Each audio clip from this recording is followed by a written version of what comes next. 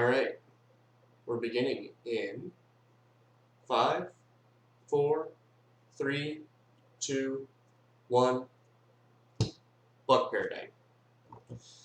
So, this is the buck paradigm, not the buck paradigm, I think it's called shift, the automatic. This is intended to be a non-automatic knife. This is a bolster lock flipper. I will explain why I did what I just did in just a moment.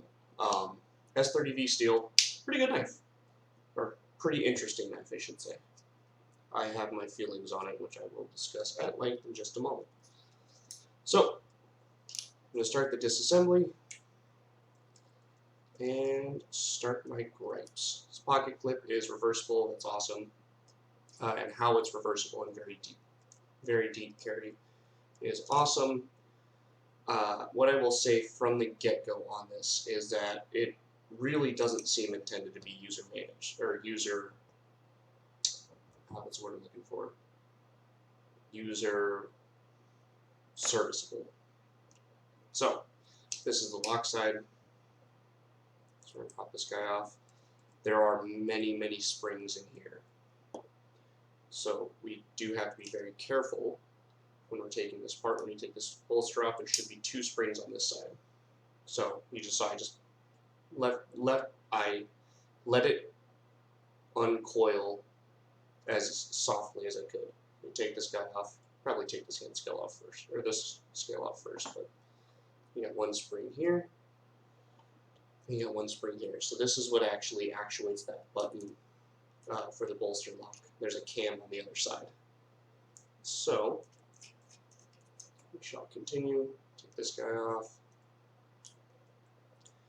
And we will probably begin getting into my gripes of this knife very soon. So it's a really interesting knife, and I think it's awesome. But there are things that I really dislike, like the body is riveted together. Why? This is like a $180, $200 knife. Why is the body riveted together? And then if you look in here, so there's another spring right here. So this is for the actuating side of the bolster lock. There's this spring right here. You make sure it doesn't fly off, and then you want to gently work the